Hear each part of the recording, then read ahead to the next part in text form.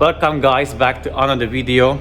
Initially I didn't want to record a video about this car, but when I scanned it I thought it may be interesting for you. So this is a Mazda CX5 with oil pressure problem. The strainer was replaced I believe like 2 months ago, and I already ran the diagnostics on the car. So let's jump into the car and check the live data, what I've seen, and I can tell you more about it, like what to look for and how to diagnose the oil pressure problem. And it may be not even the problem with the oil pressure. So the car has 93k on the clock. And first let's have a look at the fault codes. It is the P253F. It doesn't say low oil pressure, but rather deteriorated engine oil.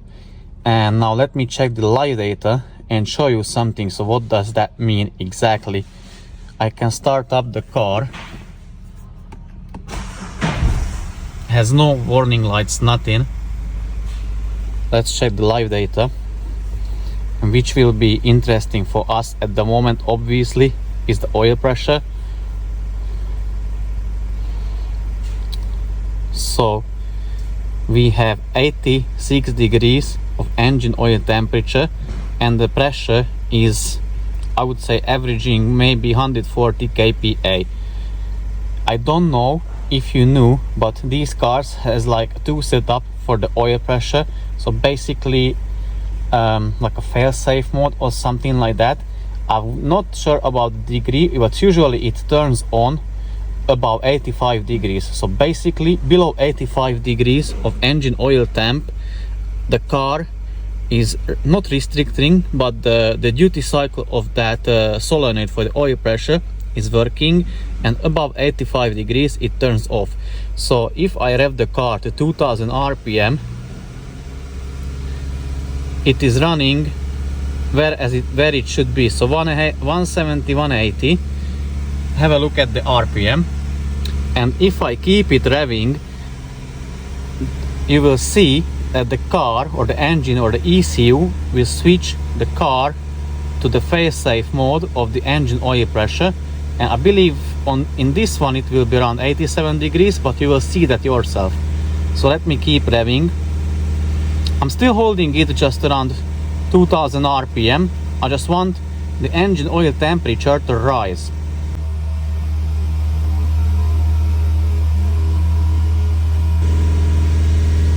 Did you see that jump?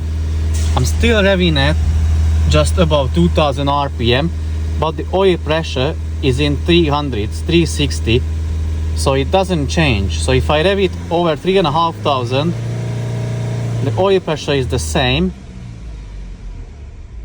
and on idle it should run the high oil pressure, but actually the pressure got lower than it's supposed to be.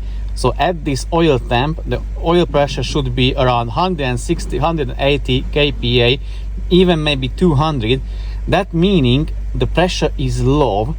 Also, what you can see straight away, this data, the exhaust pressure sensor 66. I still believe, I haven't checked under the bonnet, but I believe it has the old exhaust pressure sensor.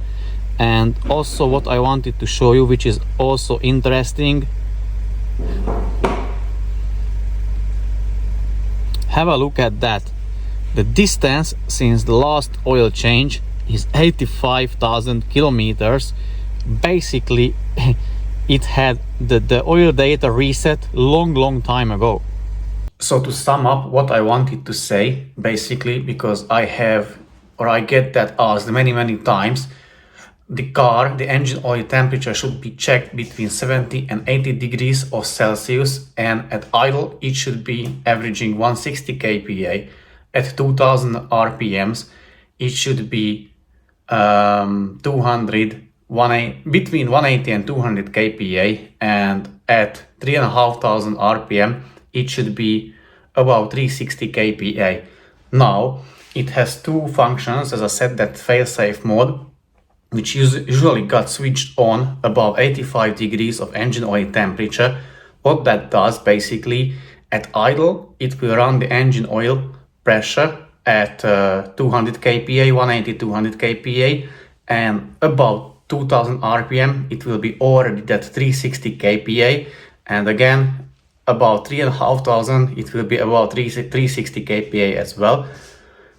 The thing is, with this car we had the fault code for the deterioration of the engine oil. That's why we thought it may be a false alarm, so that the car doesn't have low oil pressure, which it has. It is lower, but that can be caused by the low level of engine oil, but also, as the fault code said, the engine oil was deteriorated because it was like not changed on time or very infrequently. So now let's get in on the video and see for yourself how it turned out. So what I wanted to say, initially I thought it will be just a question of resetting the oil data, but obviously the car is here, we need to make sure that it is working properly, we give back the owner a proper working car. So that's why I checked the oil pressure actually on the live data.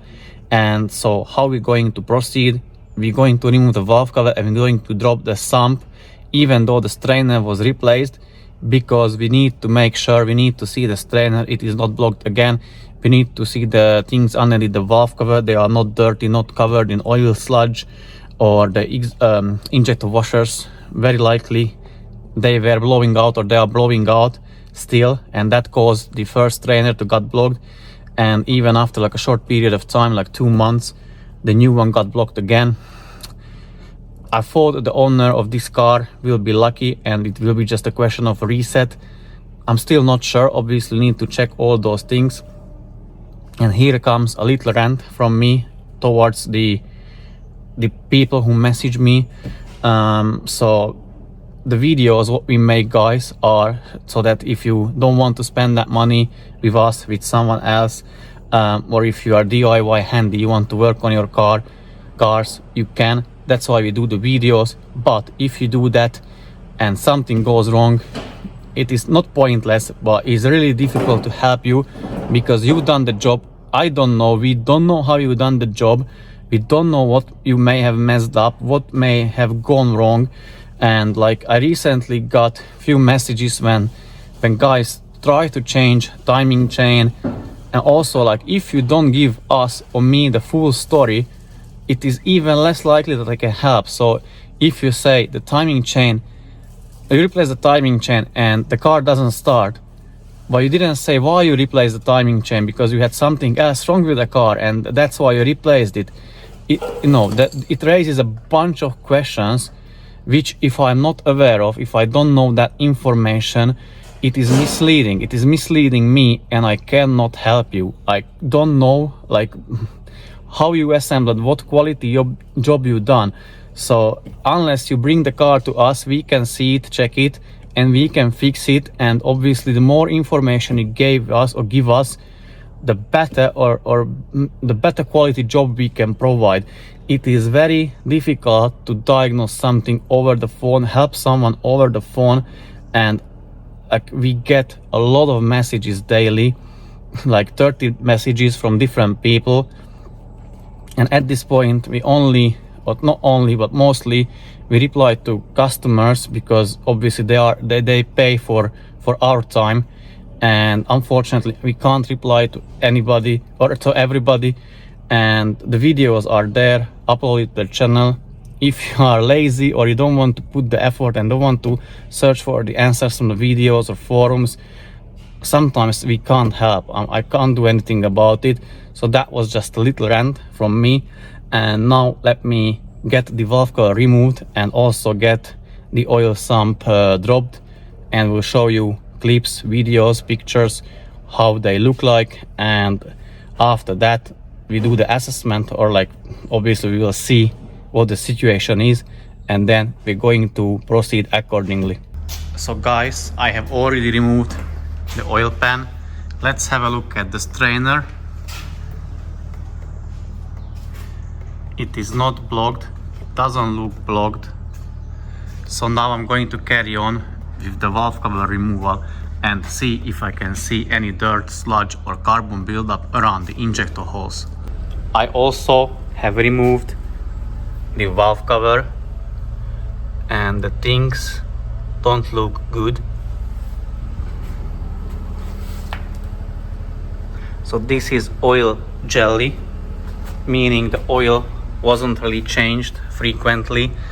And we had a discussion with Dan. Then according to him, this one doesn't block the strainer, or wouldn't block the strainer, because it is jelly type. It's not a solid particle, so it can be pushed through any mesh or strainer, and the oil pump shouldn't have problems delivering the pressure of the oil, which makes sense. What could have caused the lower oil pressure is either because obviously the delayed oil changes, the quality of the oil wasn't that good, so it degraded, and that's why when it was at higher temps couldn't provide the good pressure.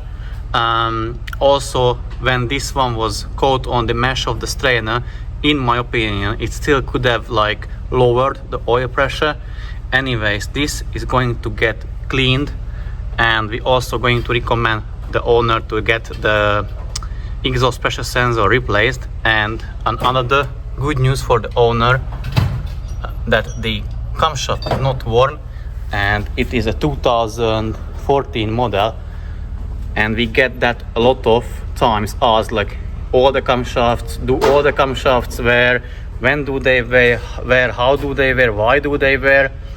We can't confirm 100% because we've seen, as you can see now, it looks very dirty, yet the camshaft is not worn. We've seen the opposite when it was very clean, yet the camshaft was worn. So we think that is like a quality, the issue with the quality of the material itself of the camshaft, and Mazda had a bad batch of those, and hence the wear.